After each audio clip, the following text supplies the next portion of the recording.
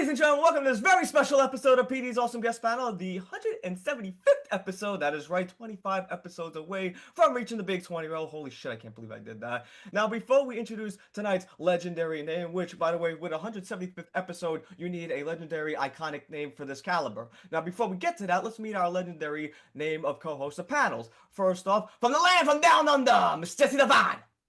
Hi! Great to see you guys again. Love having you, Jess.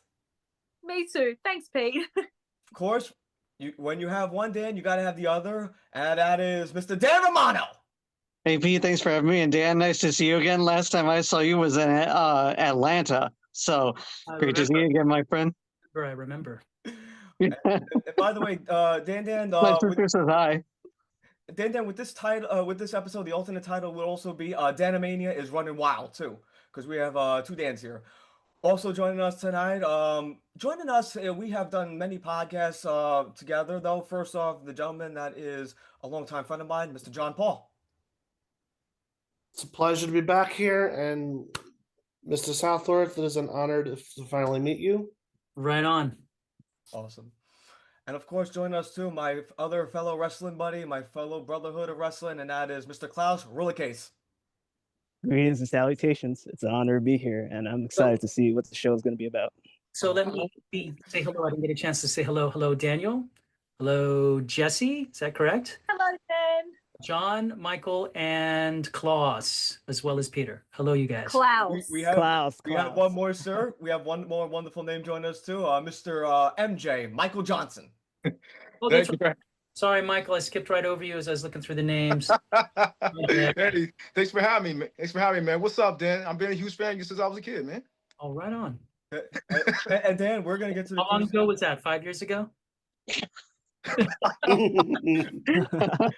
is the first time we met. So How long ago are you talking about? Well, here's the thing. I just watch you on JetX. That's the reason why. JetX was back in 2000. Yeah. That's mid 2000s. A little bit before I was 2000. JetX young. started before 2000. Wow, that was like 2000, 2001. 20, Yeah. That's a That's what I long was story, born. man. 26 years ago. Dan, we have a lot of surprises for you. I have a couple of clips actually prepared too, in your honor, actually. One of which I've actually made myself, though. But before we get into that, though, I want to ask a couple of questions, though. And this one's going to be a typical cliche question I would ask, and that is, how and when did you get your first big break and/or start into acting? Take us there. Well, that would be Power Rangers time for. Actually, no. The first job I ever did was a Maxwell House coffee commercial. In 1993. Was it 93? Around 93 or 94. Oh. Yep. Played a World War II soldier coming home from the war at the train station in San Francisco, Union Station, I think. I can't remember exactly where. And or it was just set up to look like a train station. I don't even think it was a real train station. And I was just supposed to be kind of a featured guy coming in to get some coffee. Oh, I didn't know that. Returning from the war. And I didn't know anything about how the business worked. I had just landed a manager who I met through the martial arts school I was teaching at, because one of the other kids there had a cousin who was in the industry. And so we met at a function. We tried it out. He got me this commercial. And I remember as I stepped up to grab my cup of coffee, my prop coffee, and pretend to like it, somebody said, "Get the fuck out of my camera." I didn't understand what was happening. And it was this sweet little girl, this little woman. She wasn't a little girl. This sweet little woman, petite woman, that just was like, "Get the fuck out of my camera."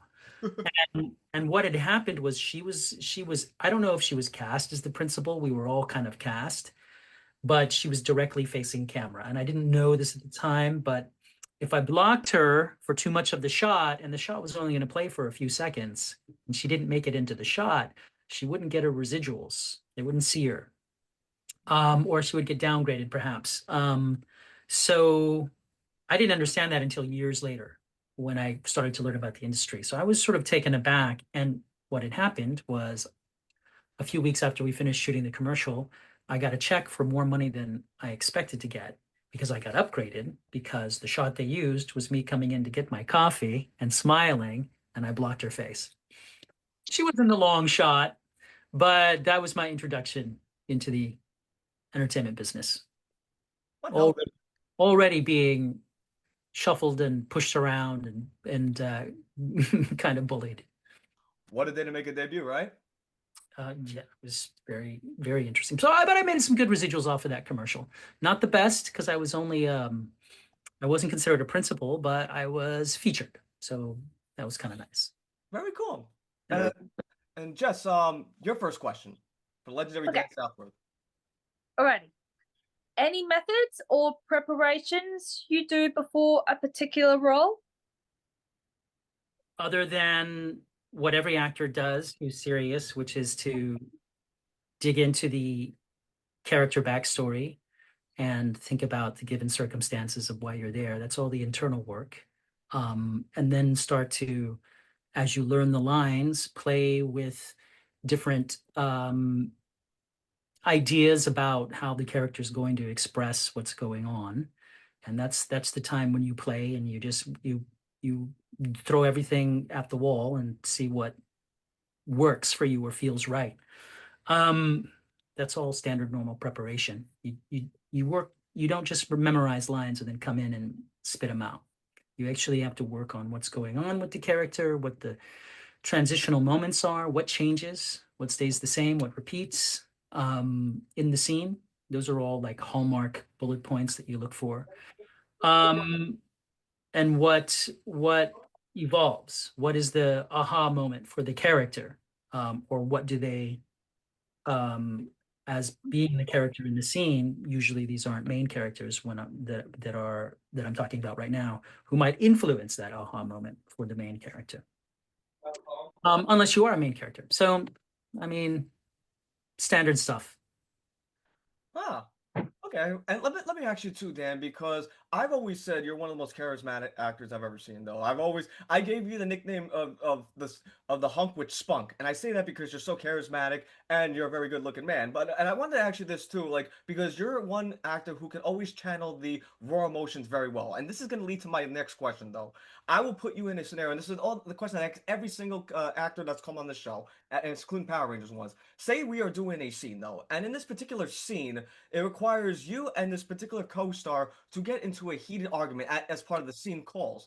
Now, say if you and I were doing a scene together, and I say, Mr. Southworth, and I'd say Mr. Southworth because I have so much respect for you in the whole wide world. If I were to go up to you and say, Mr. Southworth, there is a scene that requires us to get into this like heated like altercation, like angry moment here. I had an idea which not only can we could sell a story, but make it more believable to the audience watching at home, where you can lambast me so hard that I can cry in frustration. Though, if you were approached with this type of suggestion though with your co-star, what would your reaction be, and what would you say to that said co-star? Okay, first of all, we have to replay that back in normal speed so I Sorry. can Well, the question was like if you were doing a scene though. I can actually grasp what the hell it was you were saying.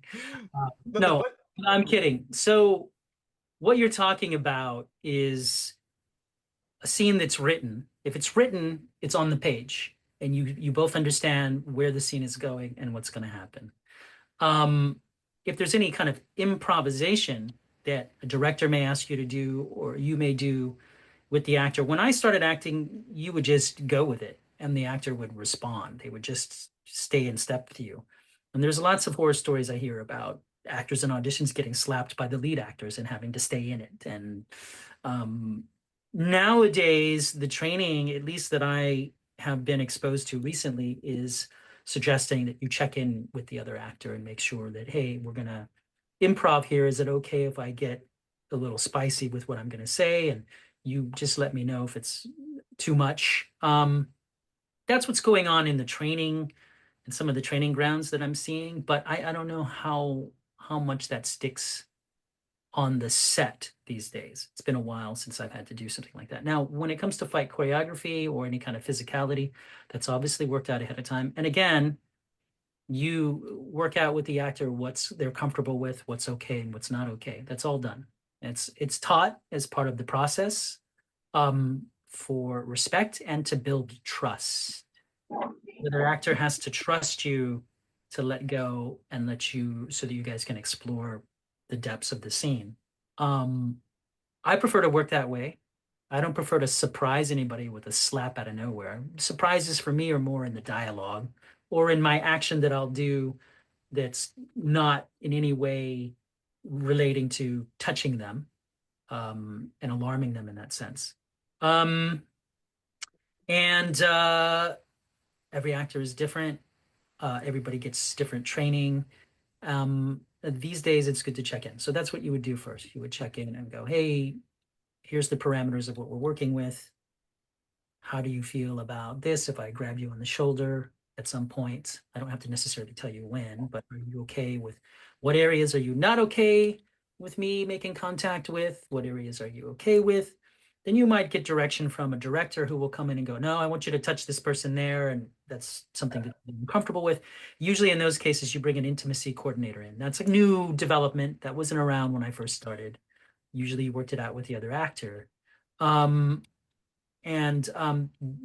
could be a good experience or a terrifying experience. I had to do a rape scene once and it terrified me what I had to do to the other actor.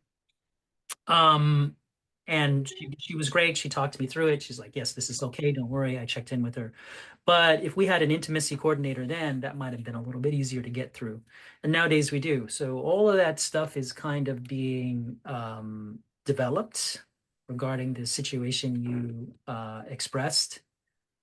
And then there's the scene. And then in the scene, I try to affect you with my dialogue, with my choices, with my actions. And we as actors are trained to be responsive. It's like being on a tether. I'm pulling on the line, you're pulling on the other end.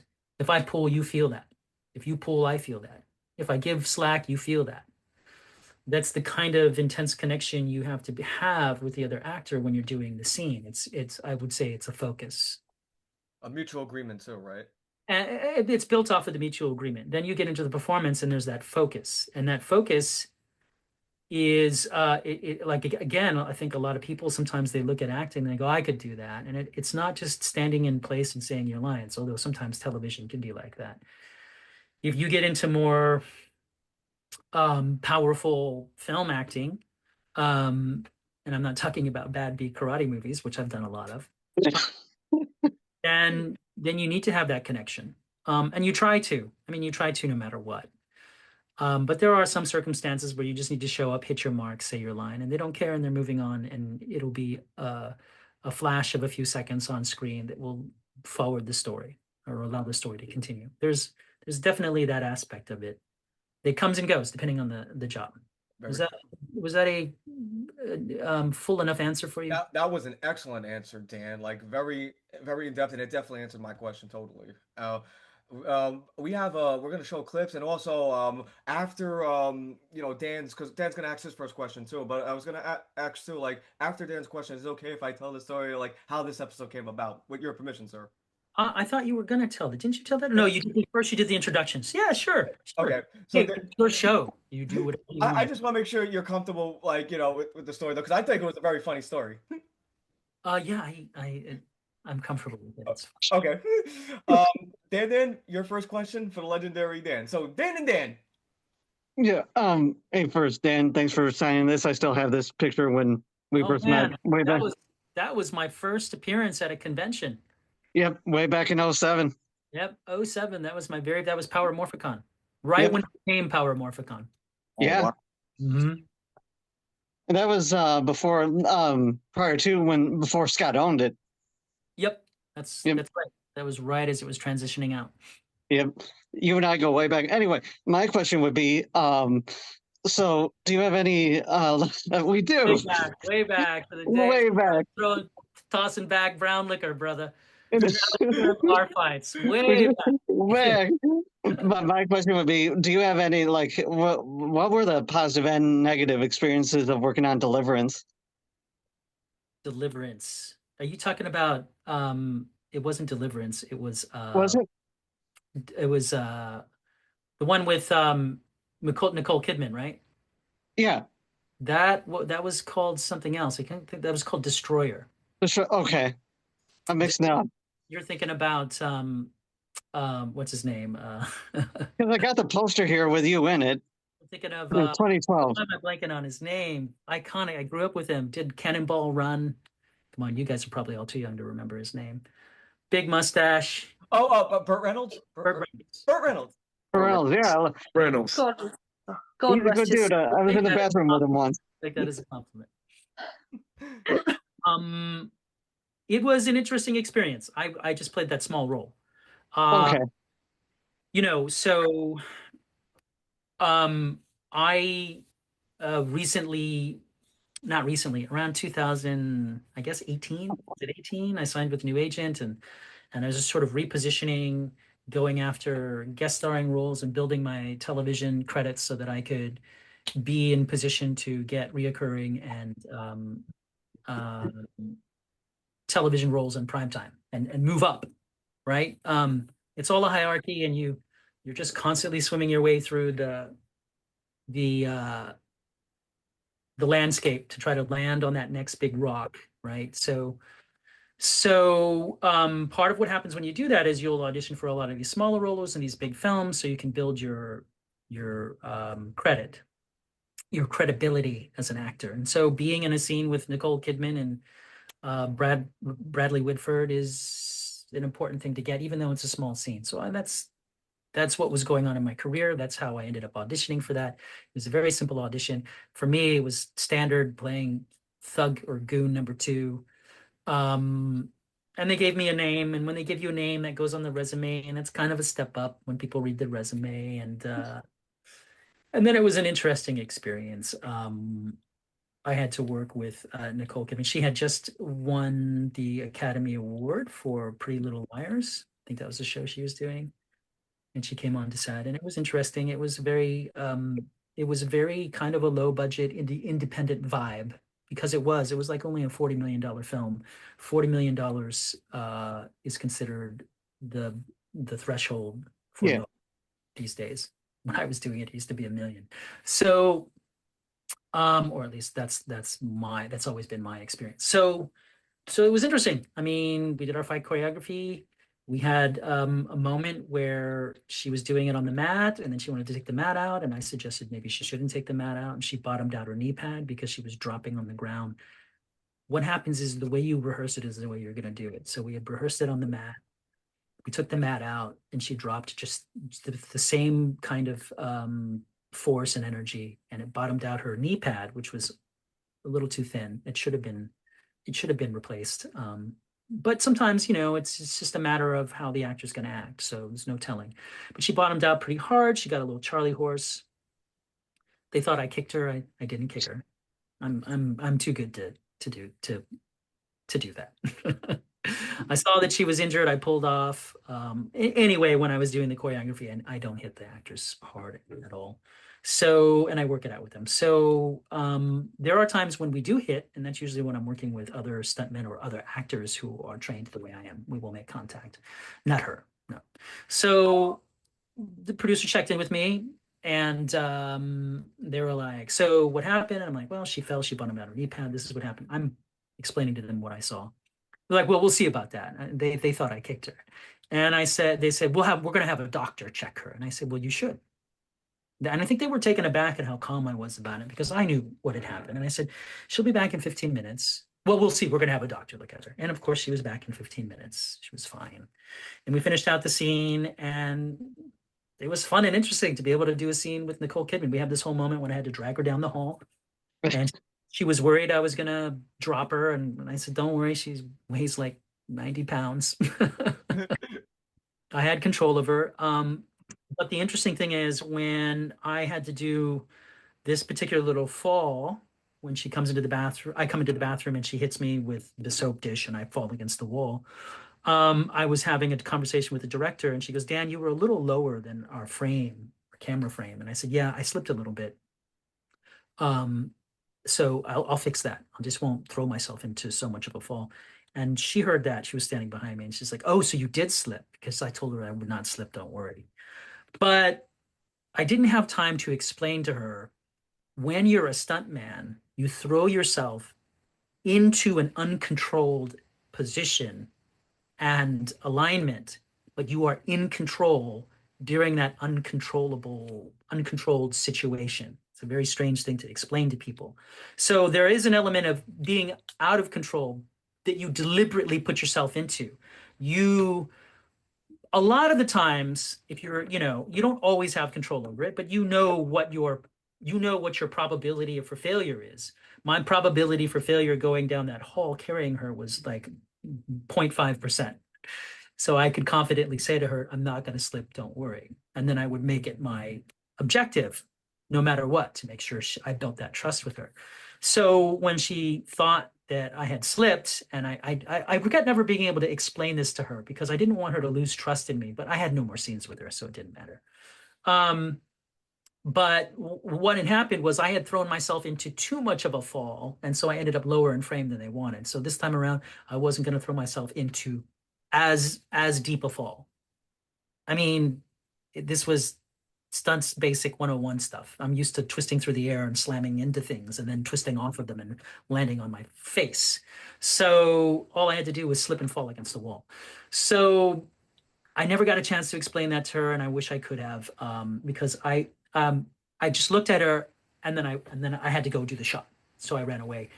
But she did come back the next day, and she was very kind and sweet. And if I ever see her or get to work with her again, I'll explain that to her. I felt like I didn't get a chance to maintain that trust between us by not getting a chance to tell her that. But we were not doing any more scenes together, so it was fine.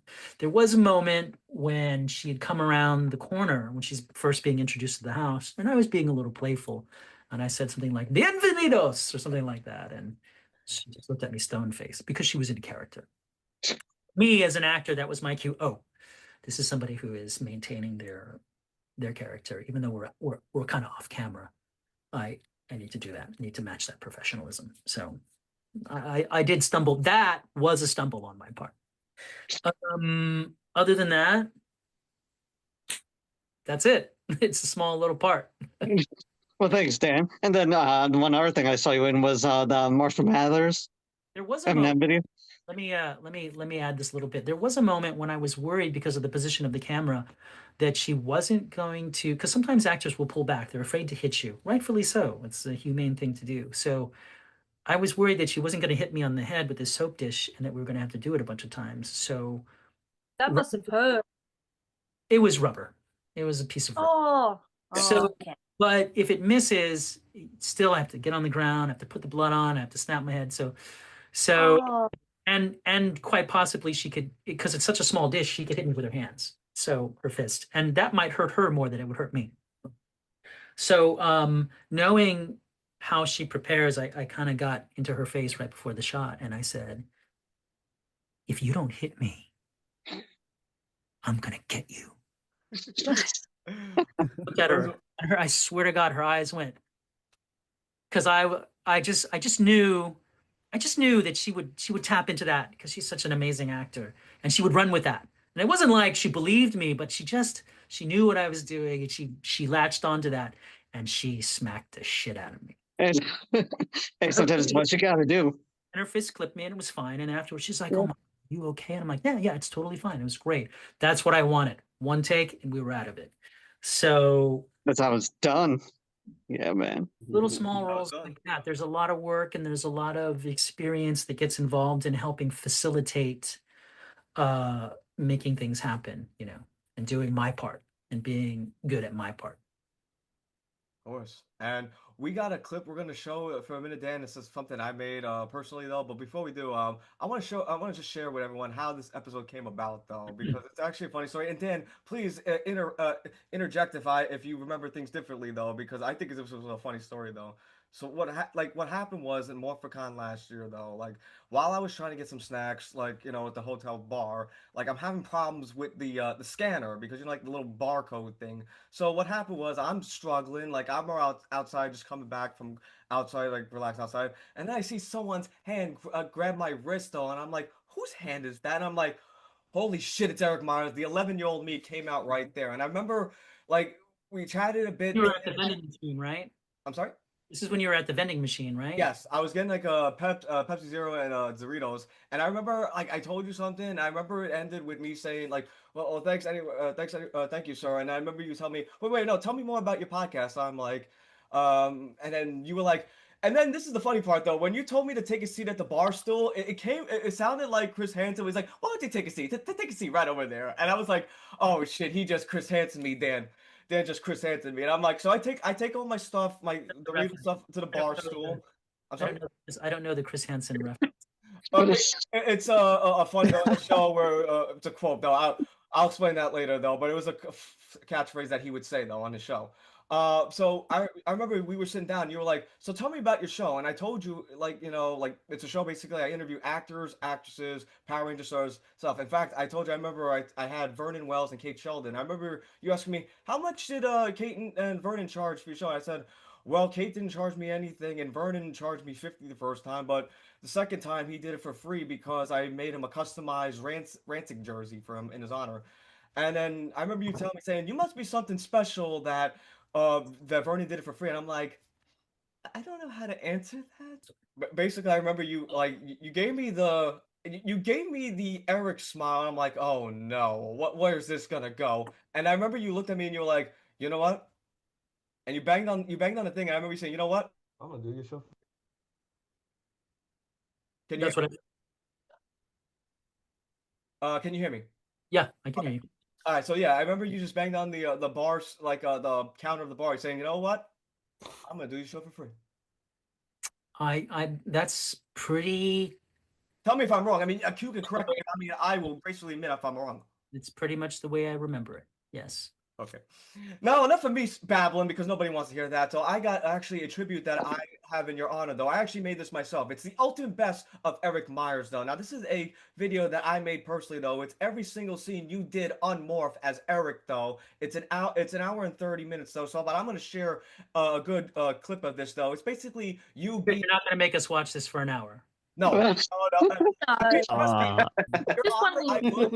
I would love that in your honor, but I've already been there. I already did it, so I don't need to do it again.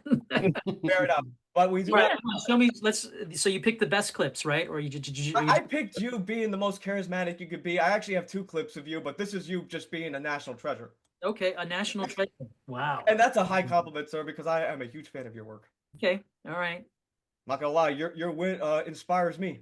Let's see it. Okay, can everybody see? I'm gonna try it. Yes. Okay, I think so. here we go. All right, here you go. Again, I made this.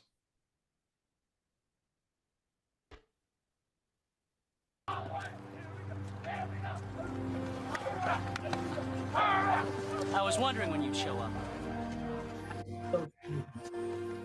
Oh, here. Yeah, I see it.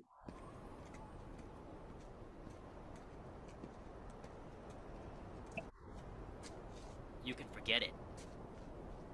The quantum morpher's mine. It doesn't belong to you. Finders keepers. You don't understand the power it has. Oh, I understand. Much more than you think I do. That's right. Once I get control of the Q-Rex, the sky's the limit.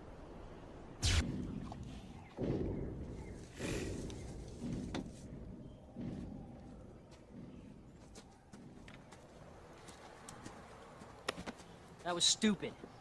You shouldn't have followed me here. You're not the only one after the Q-Rex. Rancic's mutant's here to get him too. And if he gets him, he will use the Zord and destroy anything he wants. That's not gonna happen. Because I'm gonna get the Q-Rex, not some mutant. And I don't need your help. This one was one of my personal favorites. You've got a lot of nerve coming here after the disrespect you've shown your father. We need to talk. Not here.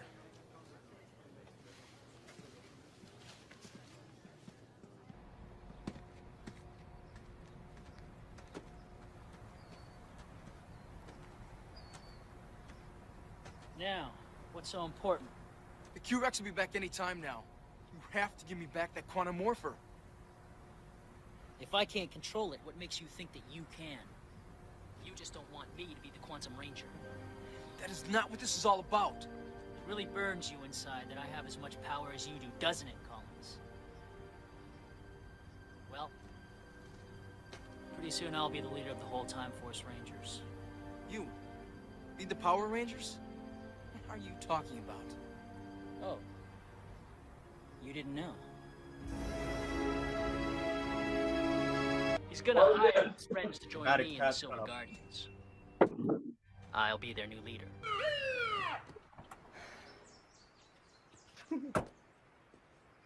Oh, this is my favorite. Oh, me too. Me too. Do you have any idea how fast you were going, ma'am? I'm so glad I met her. Sir, Mm-hmm. you see, Driver's license, please. Thank you.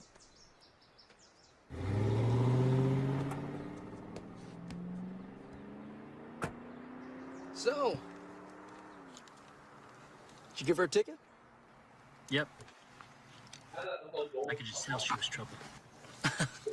Just your type. You kidding? Oh boy. Nice. She definitely was trouble. I agree. What are you guys doing here? I recognize him from My somewhere. favorite scene. This was my favorite. You're the one who gave me a ticket this morning. We just helped you. The least you could do is say thanks. Power down! Whoa, whoa, whoa, whoa, whoa. Oh, Wait a second, guys. Come on, guys. We're all My Rangers, favorite. right, Taylor? Right? And I take his hand off my shoulder. All right. Why don't you guys leave fighting the mutants to the big boys? Mutants? You mean orcs? Orcs?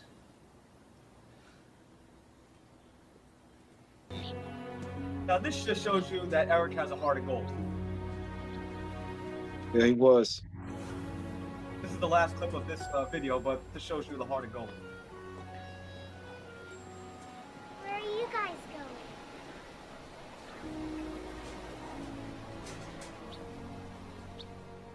We're, going away for a while. How long? Maybe a long time.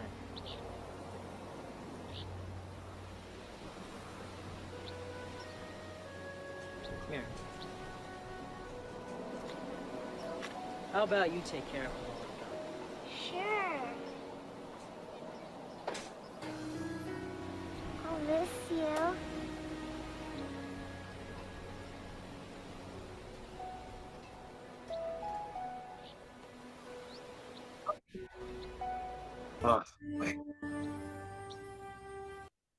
So yeah, I just thought it was very beautiful like that. We could show that, Eric, despite, being a very charismatic and also think he can also have a heart of gold too. Mm-hmm. That's what I got. And with that being said, though, after watching that clip, Dan, and just seeing your moments, and you have so many great moments, though, this is a two-part question, actually. And the first question is, Before you start, though, I want to ask, why is John and Klaus so goddamn quiet? you know what? I'm Oh, not I'm even trying gonna to be ask my respectful.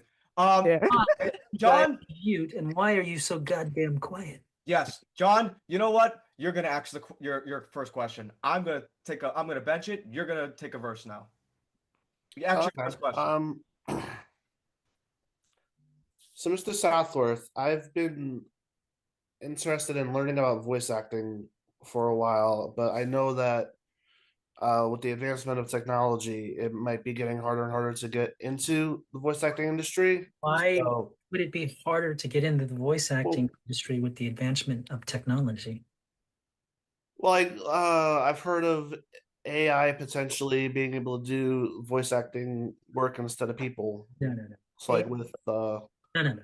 like synthesized voices being able to mimic anyone. No. You got to remember this. This is very important. First of all, AI is not true artificial intelligence. It's just very powerful computing. Mm-hmm. It's not artificial intelligence until it becomes sentient. That's a long way off. Mm-hmm. We're not going to really have to worry about that until quantum computers can actually make computations longer than a Planck second. All right. So right now, there's a lot of nascence going on, first of all. Secondly, technology allows you to have quality voice production with your phone and a little tiny microphone in your closet. All right. You have to know a thing or two about how to dampen sound so that you can get good quality sound, but you can read some books on that. Basically, you stop sound from bouncing around inside of a room so that it has a dead space and you can get good quality production from your voice. And then depending on the microphone that you use, and then there's just techniques on how to use your voice, which you learn about how to do if you train as an actor. Okay. Specifically taking voice classes. So there's no way you can't nowadays become a voice actor if you don't want to. But the thing you have to do, the thing that people don't realize when it comes to performance crafts, you have to put the time in. You have to study the characters that turn you on and are intriguing and fascinating to you, and learn to emulate those voices. And that's how you start. You copy the things that you find fun to watch. So you start to learn how to modulate your voice, how to use your voice. I recommend taking voice and speech classes to learn how to do that in a way that does not damage your voice. That's the thing to do. And then you start putting a reel together on a DVD and you send it out. That's how I started as an actor, sending out pictures and resumes to agents and hitting the bricks. And you try to get on all kinds of little productions. I think Amazon is hiring people to do narration for books. And they're not paying very well, but that's all experience. It's a foot in the door, yeah. Yeah, it's a foot in the door, it gives you experience.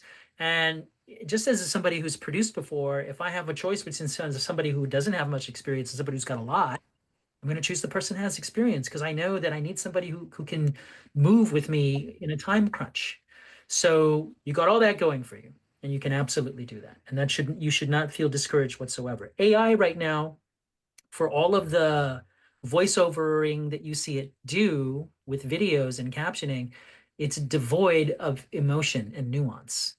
And it will never capture true nuance the way human beings communicate with one another, because that is an ongoing, evolving, complex set of rules and guidelines that we follow and we adopt to and adapt from culture to culture.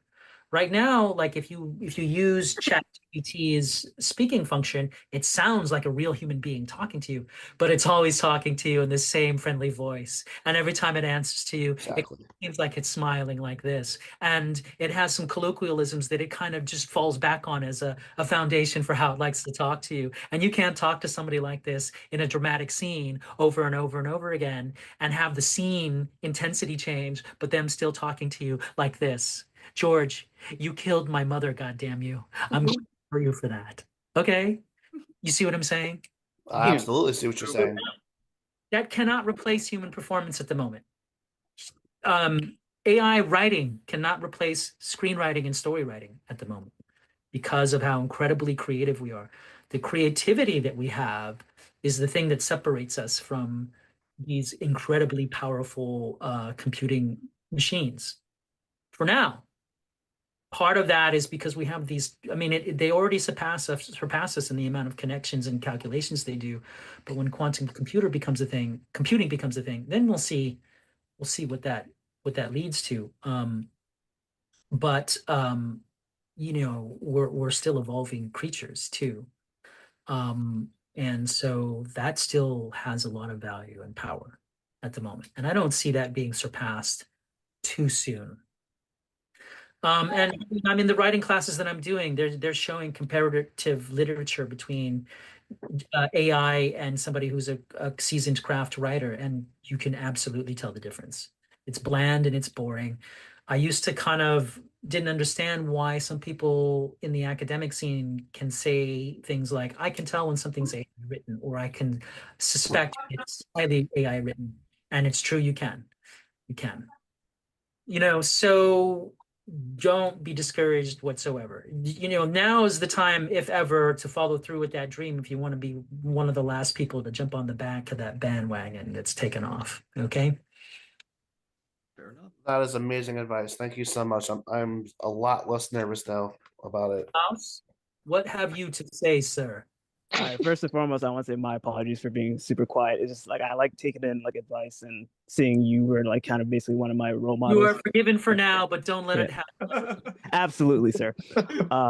So my question is, I've been thinking like in a sense of like of all the characters that you've ever voiced in your career, who would you say is your favorite character that you had the most fun time actually voicing? And also, the second part of the question is, which character out of all the characters would you say you identify yourself as the most? When you say voicing, are you talking about animated characters or Animated characters, video game characters, like your whole itinerary, like characters which character? Yeah. that because Kenshi, before he becomes blind, is one of my favorite. I was channeling Samurai Jack in that. Also, great show. Great show. Yeah. Yeah, I loved it. If I ever had a dream come true, it would be to play Samurai Jack. So I just love the story. But Kenshi is one of my favorite characters. Not the closest to me. It's hard to say that any character is most like you. You could say that Eric is intensely driven. That's 90% of myself, how intensely driven he is, but I'm not so unempathetic, or I think a more accurate description of how he was, because he was empathetic, but he was cavalier. I'm not like that in my own personal life. I'm a little bit more tactful. Virgil is also a very determined and meticulous character. The way he moves and how meticulous he is, that's a large part of myself. I'm very meticulous like that. So there are bits and pieces of an actor in every character. It's hard to tell how much is fabricated, how much is exaggerated, and how much is the real person. You know, you draw on things, and sometimes you draw on inspiration for other things that aren't like you at all. And a clear example is that most people are a bit shocked that I'm a little bit more that I happen to be a little bit more ad lib and sort of what's the word I'm looking for? Funny in person, comical in person. I'm more like Dante in person than I am like Virgil. Nice. Because Dante is actually my favorite. Yeah. Wisecracking. There you go. Yeah. Sarcastic. Klaus, was that sufficient enough for you? Yeah, I just wanted more like in a sense of like whenever you were in like the booth, like which character got you the most emotional? Like you like really felt that like when the lines you were delivering, like you felt it like within the moment. I can't say that one character makes me more emotional than another. Because you put 100% of your performance into every character. You know, so yeah, I don't have an answer like that for you. It's perfect. Yeah. One of the most emotional moments, some of the more emotional moments that I've had as an actor are in these smaller characters that you probably won't see on these independent films that have been lost in time or to time. I did a web series called Divergence. That was it. That's why I mixed it. Divergence. That was the one I mixed it up with. That was some of my better work. Fun. And I co-produced that and came up with the story. That was right when web series were taking off, so we could not compete against the millions of dollars that Warner Brothers was putting into Mortal Kombat Legacy and Legacy 2, Legacy Season 2, which I was asked to come on Legacy 1, and then because I was doing my web series, turned it down, and then got a chance to come on Legacy Season 2 as Kenshi, and I think that worked out for the best. Sweet. There you go. Yeah, you have the poster. Right on, man. Very cool. Oh, that's really cool. That's nice. It was a good stab at a web series. We did 11 episodes, and then we had to hang it up. The final episode was going to cost us 50 grand. The whole series cost us about 50 grand, and we just didn't have the money. So we were by me and my co-producing partner. We did everything. Me and him. We did everything. And it was a great experience for learning how to produce and what my capabilities were and how good I could be. But we sold it to Indie Flicks for $150, something like that. No, I think we made a little bit. We made a little bit of money on it. I think we made back like $250. He might have sold it for more and didn't tell me. That's fine. I don't care. But it was a fun show. We shot it all around Los Angeles and Studio City. Nice. Very cool. We have a couple more questions before we wrap up, though. MJ, your question for Dan Southworth? All right, all right. Any fun behind the scenes stories you can share during your time force? Um, I don't think I have anything to add to what I've already said about working on the set of Time Force. I showed up and I worked hard. I worked hard on what I was doing. Um, I didn't really mix much with the other cast. I thought they were a little bit, I thought they were a little bit too excited. I kind of understood the hierarchy and what was going on with the show. And I remember telling Jason Font to save his money that this after, because I had done everything on the show. I'd done the appearances, I did the live shows, I did the MCA, Yeah. traveled the world. I worked for corporate headquarters. I worked for them after I worked on the show as the actor. So I just knew where the show was on the totem pole, and it was low. So for me, um, I, you know, I got on the show to get experience playing a lead character in an ensemble cast. That was the reason I wanted to do the show. And it was important to me because then I could hopefully move up from there. And I did. I was able to move into some smaller roles after that. And the experience was wonderful. But we weren't gonna like suddenly be working as guest stars or, co-stars in these big primetime television shows afterwards because of the way people thought of the show. And part of that had to do with the very beginnings of the show. That was the stigma that it carried with it. It had nothing to do with the fact that the show had evolved over the years. Time Force was a different show. All those shows around there, before, a little bit before, and a little bit after Time Force, they were all much better produced shows. They were like daytime soaps, maybe a little bit better than that. And the action on the shows was some of the best being produced in the television industry during that period. Absolutely, hands down. Nobody realizes that because of the fact that it was a 22-minute episodic show that aired in the daytime. I've had acting coaches say to me, get that daytime acting show crap out of here and do this, trying to light a fire under me when I was training with them. That and all of those sort of reactions and those comments speak to how people viewed the show in the industry. It's wonderful to run into fans and see the other side of that, the effect of the show, which I think is wonderful. And I disagree with some of the attitudes towards the show. I had the opportunity to campaign for Screen Actors Guild Award nomination for my role on that show. Screen Actors Guild reached out to me. It was a whole scheme that changed my opinion about award shows and awards because I had to pay them a certain amount of money to get all of the labels, the official Screen Actors Guild labels that I was going to, there was like almost 2,000 of them that I had to put on envelopes. I had to buy 2,000 envelopes. I had to buy 2,000 videotapes. I had to dub 2,000 videotapes with my, for your consideration that I sent out, you guys get you hear of people getting the DVDs or the CDs who are in the for your feature presentation. Actually, I was doing that on videotape before the CDs was a thing. I had to pay for that out of pocket. I spent $4,000 or $5,000, which at the time was a lot of money for me. We don't even make that much an episode. That was the other thing. Like we were happy to be making 1,800 an episode. I think it was. When the show first started, the contract, I auditioned for the original cast changeover. That was why I decided to come to Los Angeles. I got screen tested for the season that Johnny Bosch got on. And the contract then was $800 an episode. So by the time I got on, it was a union show, but it was union modified, and our contracts were somewhere between $1,200 and $1,800. I don't know.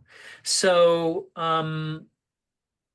so that wasn't a lot of money, compared to, and we were talking compared to like the third tier or fourth actor on VIP, which was equally silly show, who was making 60,000 an episode, right? And that was more than we made in all of the seasons, so, or about the same. So that gives you perspective, and I had that perspective. And so in working with the cast, I was a little bit separated from them because I realized they didn't have that perspective, and they were on this ride, and it was all exciting, and I didn't need to come and be the storm to their rainbow, right? So I did what I did. I worked on what I was working on, and I was trying to move on. And I had my whole plan was, of course, I'm not going to get a Screen Actors Guild Award, but I'll get to go to the award show, and that'll be an amazing thing to be a Power Ranger at the award show. I'll be the first, and that will open doors for me. So that was my huge master plan. And then I sent out all the tapes, did it for your consideration, because it was my agent that actually at the time that sent me in for a nomination.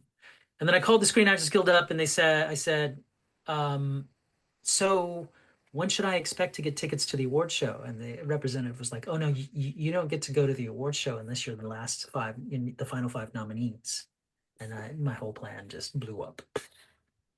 And then I was like, okay, that's what you get for trying to play this game. Just focus on the work, make sure the work's good. Somebody will nominate you. You'll probably, when the time comes, you'll get there, or you won't. It doesn't matter. You got to make it about the work, not about trying to scheme your way into this a better position, which is very much a part of the job. But at that moment, I decided not what I wanted to focus the little bit of time I have on this planet doing. So that's a story I haven't told about Time Force. That's less about antics on set, and more about sort of the scope of the show and where I was and what I thought I was doing on it. We have time. We can go over because Jess, if you have any questions. I'm just curious to know too, like, what do you think of the impact that Power Rangers Time Force has done for both old? I had to do this to like. It's so small. It's Jesse, right? Yeah. Yes, got it. Dan, I was curious to know, like, too, what do you think of the impact that Time Force has caused on both new and old generation of fans, 24 years after its initial release? Well, Netflix did a lot to revive it. And while it was on Netflix, it was flourishing, and there were new people becoming excited about it, and it was reviving some of the nostalgia for the people who originally grew up watching it, and I thought it was fantastic. And then when the streaming wars happened and it got taken off Netflix, I thought that was too bad, because I don't even know if you can see it on the Disney streaming networks now. Yeah. It's all got killed. So when that was going on, it was really wonderful to see how it had affected everybody and have it sort of revived and be fresh like that when it was going to the conventions. It's going to get old. It's already getting old. I already know that Hasbro has it on pause. They're not making any new productions of it because Marvel. Kids are watching Marvel now. How can you compete with all of that money spent on the CGI? At the time, Power Rangers existed for a long time as a show that was able to give this pretty amazing action, and it was all the wire work done by the Japanese stunt teams, and they're amazing. That was exciting and competitive in the television market, action market, especially during the daytime television hours. So it thrived and it did well. Now kids are watching Marvel, and it pales in comparison to the money that's spent on that. And so I think Hasbro is, I don't know what they're doing. They're sort of pausing production, and they're thinking about how to position with it and how they're going to contend with this new evolved competitive atmosphere that's got a lot of CGI enhancement going on. I see. Maybe they'll turn it into one of these verticals. Verticals are taking off. It would thrive as a vertical. I gotta ask you this too, Dan, because Whenever I'm not like, fast until dinner time, there's times where I would not eat until like dinner time. But when I don't, I'm an absolute foodie though. And I know you worked on Power Rangers, and they probably had a big catering production scene. So I was just curious to know, what was the catering scene like on Power Rangers Time Force? And did you have a particular favorite meal in catering? It I don't remember it too much. I remember it being decent. Um, I wasn't there during the early days, so I don't know what catering was like before I was there, but when I was on the show, it was a co-production with Fox and Bandai, and then Disney took over. And so while I was on Wild Force, it was a Disney show, and the catering was great. I see. My opinion about the catering on any movie set is sometimes it's a little too rich. They overdo it, you know? And so, you have to watch, you still have to watch what you eat because there are some things you shouldn't eat while you have to go right back to work. They'll just make you feel tired and sleepy and over or give you tons of gas. And that's terrible to have to end with. Yeah. When you're trying to squeeze into a spandex suit or, do anything. Did you have any questions, Jesse? Yeah. Yes. All right. I'll find my name. Well, it's your forum at the moment, Jesse. Take your time. Don't worry about the time. You can go over a little bit. Go for it. Thanks, Dan. All right. Any behind the scenes stories you can share working on the Devil May Cry series? It was fun. I had the most fun when we went back and shot in Japan for Devil May Cry 5. I loved it. The cast was great. The team was fantastic. I loved it. It was great. When we were shooting Devil May Cry 3, I was trying to show the stunt guys how to do a gainer. Gainer is when you move forward, but you flip backwards and you land on your feet. And I landed wrong and I twisted my finger sideways. So I knew enough about dislocations to know that it wasn't broken because of where it was twisted, but so I had to, but not to just pull it back. I had to actually pull it out so that the tendons could all align and then snap back in without being impinged. So I did that real quick, and then we did the scene, and my finger was swelling up.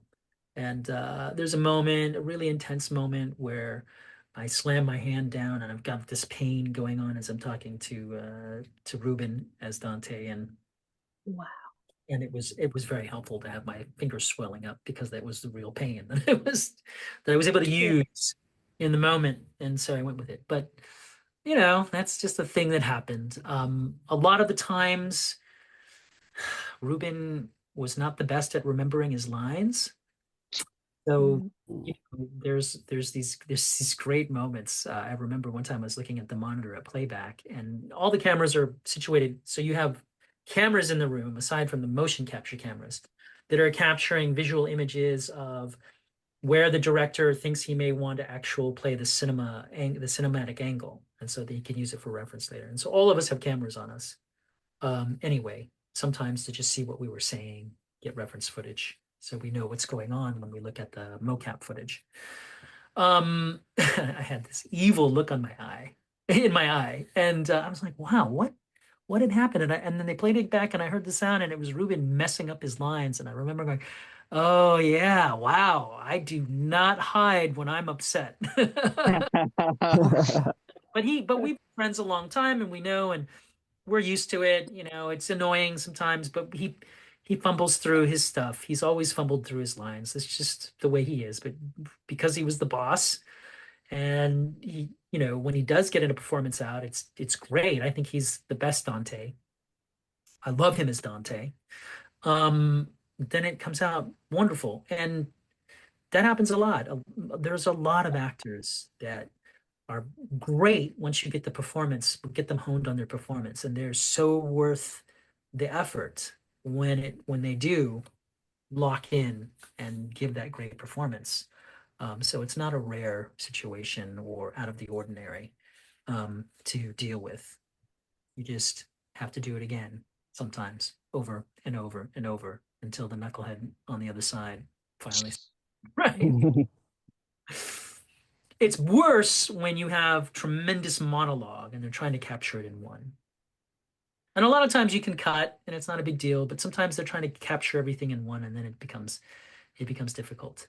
But overall, not something that plagued the set, just little memorable moments. The Japanese team, especially when Ruben was involved in the co-productions, was always a lot of fun because they would do things like they would make these fun little videos that they edited together that were vignettes centered around random members of the crew, which never happens. And it's such a wonderful highlight of the crew because they work so hard and they don't get acknowledged for it. And just stuff of us dancing and creating little behind the scenes funny stuff. For instance, on the first Devil May Cry, I think it was the first time I was in Japan. I didn't know how the Japanese toilets worked. Yeah. Works. How does this? Yeah. And I'm looking into it, and I'm like, suddenly my hand crosses the sensor, and the thing shoots out and turns over, and this water comes streaming at my face. Yeah. That's a bidet. Rain, the wall behind me, and I'm like hunched over my hand still on the sensor. I don't realize, and it just won't stop, and I'm panicking. And then finally, I take my hand off the sensor, and it stops, and I realize, okay, I know how these things work now, but geez, and I had to clean up all the water. So we made a little skit about that. It was fun. At the end of the day, at the end of the production, we would show these videos at the party. And we would do karaoke, and it is my absolute favorite experience ever working with the Japanese production teams. I think I've been to Japan 5 times, and I love them. I think I unfortunately took it for granted the first couple of times. I would not do it again. I would not take it for granted again. Any other questions? I got a question. Sure. Go ahead. Okay, so I'm sure you're aware of there's a Devil May Cry series on Netflix, and I'm curious if you've seen it, and if you haven't seen it. Yeah. I watched almost all the first season, if not all of it. Johnny Bosch is in it. It's interesting. It's definitely different. It skews the world that people are familiar with. I love the White Rabbit character. I think it's a fantastic character. I think, I had a meeting with Audie before he was about to do it. We kind of just met him in passing at one of the Morphicons. And he was talking about doing it, and he was thinking about reaching out to me and Ruben. And then they went off and they made the show, and they made it with Johnny as your avatar right there. I think that's Johnny, right? Yeah, that's Dante. So Johnny's great. He does a great job with it. And then later, I think they came back around to Ruben, because he said that they came back around to him, and I had a talk with Johnny and Audie about the show, and and at the time they only had the first season released, first or second season, and they're waiting to see what happens with the next seasons. We talked, and it was nice. It's always a feeler, right? And whenever you're having those conversations, the producer's just kind of feeling you guys out and seeing if he wants to like come up with some creative ideas for the future or not. Or I don't know. So my personal opinion though is I think that I've been reading that a lot of original fans of Devil May Cry are kind of upset and not happy. And that always happens when you make a bold choice. That's the producer's discretion. My personal opinion is, why alienate so much of the audience that's already built in, by making such big changes in the story. But I've always said, you don't get to own the character, you only rent the character. And I'm lucky enough to have embodied the character for 15 years. So they got somebody else to do Virgil. And it is what it is, and we'll see what happens. I'm not drawing any comparison whatsoever, but I do remember Ninja Theory came out with a DMC3 and it tanked because people hated it and they tried to go way too far in a different direction. So that happened, and then they brought us back. I don't see that happening in the future. Tsuno-san has left Capcom, and he was the driving force behind Devil May Cry. So if Capcom indeed owns the IP, it'll be up to them to see what they do, and they'll probably want to revamp it. Why wouldn't they want to revamp it? So they can try to give it longer legs, right? So the possibility of a 6 is really, really low, unfortunately. And I don't know what'll happen with this Netflix series, but if we want to keep seeing Devil May Cry, then we're going to hope for this series to do really well and make a lot of people happy with its trajectory, right? Right. That's what I think. I don't know what that means. I mean, the way they cast Johnny, that it kind of throws the relationships off. So, and they've already got the Virgil doing his thing. So I don't know how or if Ruben and I would be involved in any way. It doesn't seem likely. And so that is just the way it goes sometimes. You have to say goodbye. To So- add on to it, like, do you have like any pursuing in the anime community? Would there be like any other like voice characters that you would want to like actually be for any animated series in the future? That's kind of a broad question. Like in a sense where like I mean, you've been doing a lot of like video say- game stuff. Like, is there like animated projects that you would be interested in to be a part of? I'd say to you, Samurai Jack. Oh, Samurai Jack. Okay. But whatever projects come my way, those are jobs. It's like getting a job interview. There's a job available. You want to play this character? It's an interview. Of course, I'm going to go and I'm going to play the character. I'm not in a place in my career, some people are, where I can scope out where it is I want to go and go after those specific projects. I work for hire. I got to take what comes my way. And I'm still doing my own things. I'm writing a book. My book is going to be available next year, the beginning or middle of next year, and it's aimed at Devil May Cry fans and fans of the supernatural genre, I should say more specifically, because it's not a Devil May Cry book.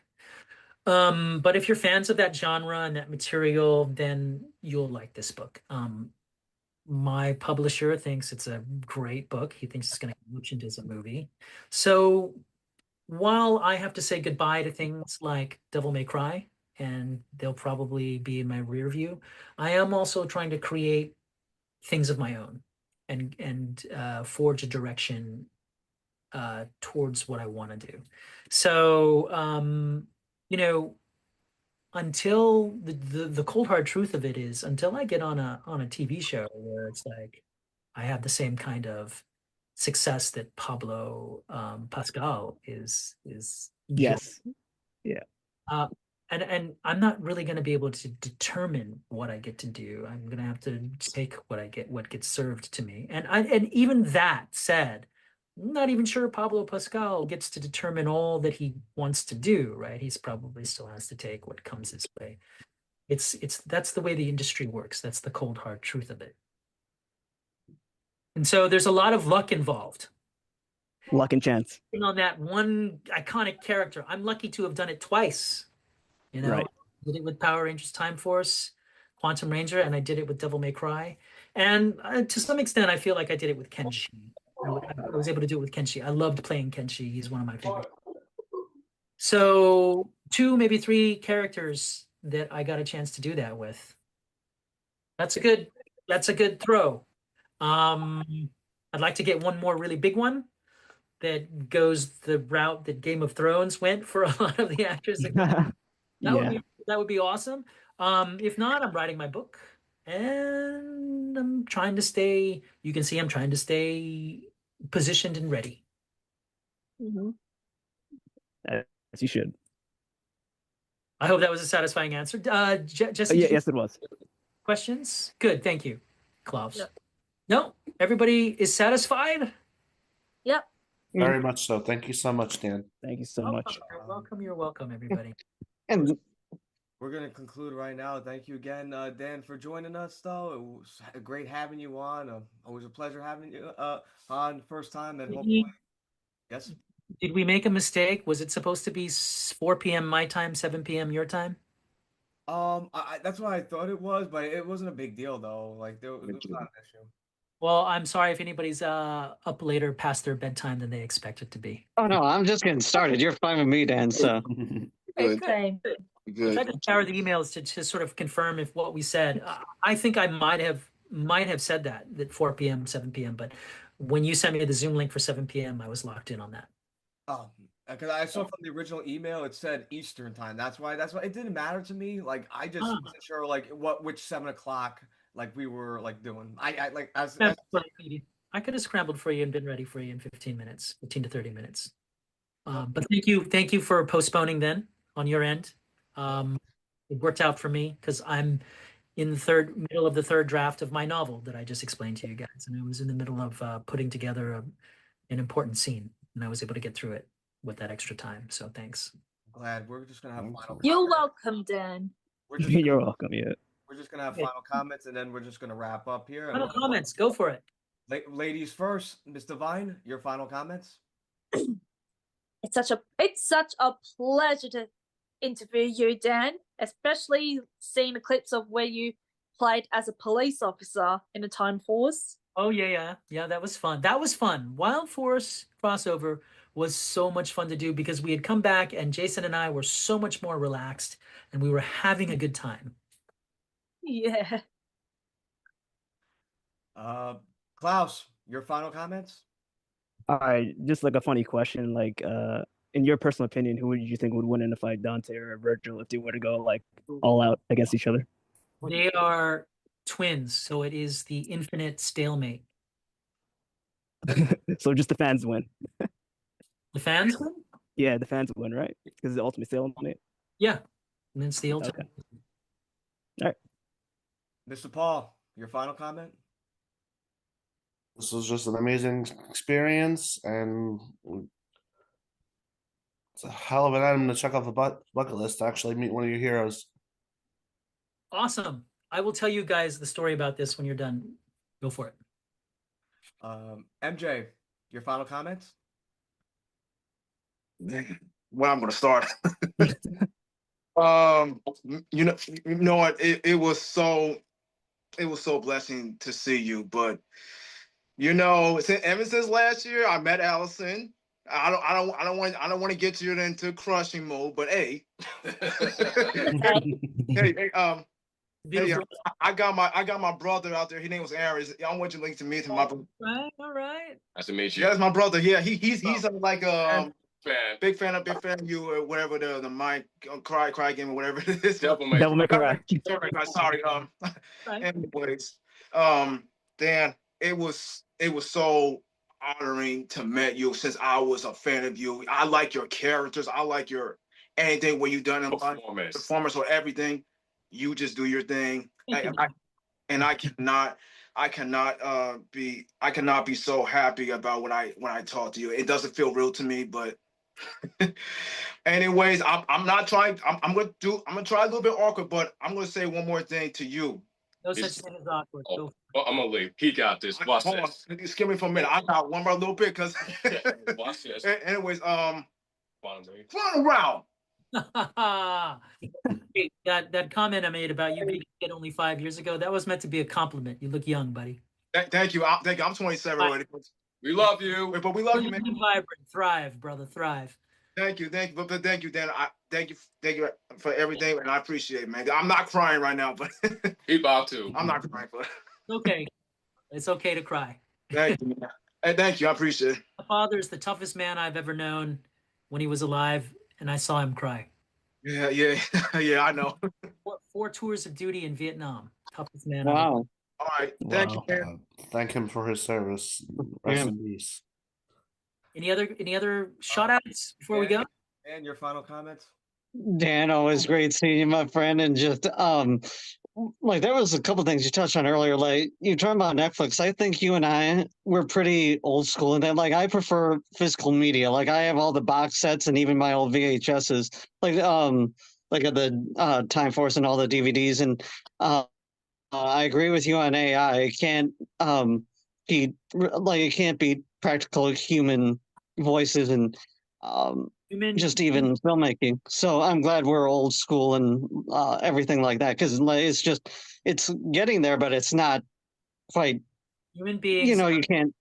Human beings have the capability to be abstract and creative, and they can't. It's nonsensical for something that has to follow a bunch of rules and orders and computations.